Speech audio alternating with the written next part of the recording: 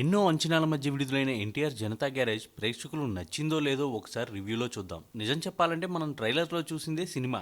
అయితే అభిమానులతో పాటు సగటు ప్రేక్షకుడు ఎన్టీఆర్ని ఎలా చూడాలనుకుంటున్నాడో అంతకు రెండింతలు ఎక్కువే చూపించాడు కొరటాల. ఇక కథలోకి వెళ్తే జనతా గ్యారేజ్ నడుపుతూనే కష్టాల్లో ఉన్న వారి కష్టాలు కూడా తీరుస్తుంటాడు మోహన్ లాల్ అండ్ మెకానిక్స్. ఇంకోవైపు ఎక్కడో ముంబైలో పర్యావరణం దాన్ని కాపాడడమే పనిగా పెట్టుకున్న కుర్రాడు ఎన్టీఆర్. వీరిద్దరూ ఎలా కలిశారు, వీరి మధ్య బంధం ఏంటి, పర్యావరణంతో పాటు మనుషుల్ని కూడా కాపాడితే ఈ భూమి మరింత అందంగా ఉంటుందని ఎన్టీఆర్ గ్యారేజ్లో చేరి ఏం చేశాడన్నదే స్టోరీ. మోహన్ లాల్ కాకుండా వేరే ఎవరిని ఈ స్టోరీలో ఊహించుకోలేం.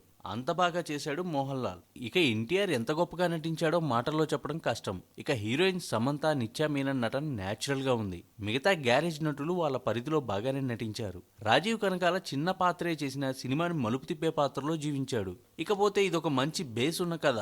మాస్ ని, యాక్షన్ ఎలిమెంట్స్ ని, సెంటిమెంట్ ని కలగలిపి అద్భుతమైన కథ ఇది. అయితే అన్ని ఒకదాని తర్వాత ఒకటి సినిమాటిక్ గా చూసేసరికి ఏదో కొంత వెలితి కనపడుతుంది. ఇంటర్వెల్ తర్వాత రాజీవ్ కనకాలతో ఎన్టీఆర్ మున్సిపల్ ఆఫీస్ లో చేసిన సీన్ సినిమా మొత్తానికి హైలైట్. ఇకపోతే ఈ సినిమాలో డైలాగ్స్ సూపర్, పాటలు అద్భుతంగా ఉన్నాయి.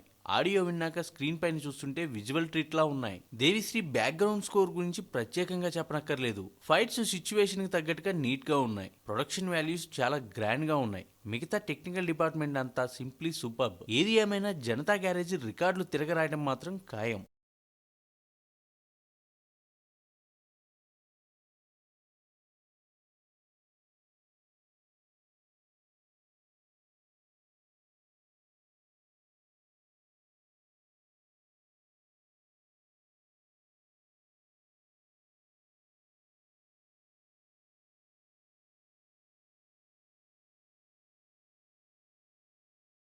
ఈ వీడియోపై మీ విలువైన కామెంట్స్ ని మాతో షేర్ చేసుకోండి. అండ్ ఇంకో విషయం, సబ్స్క్రైబ్ చేసుకోవడం మర్చిపోకండి.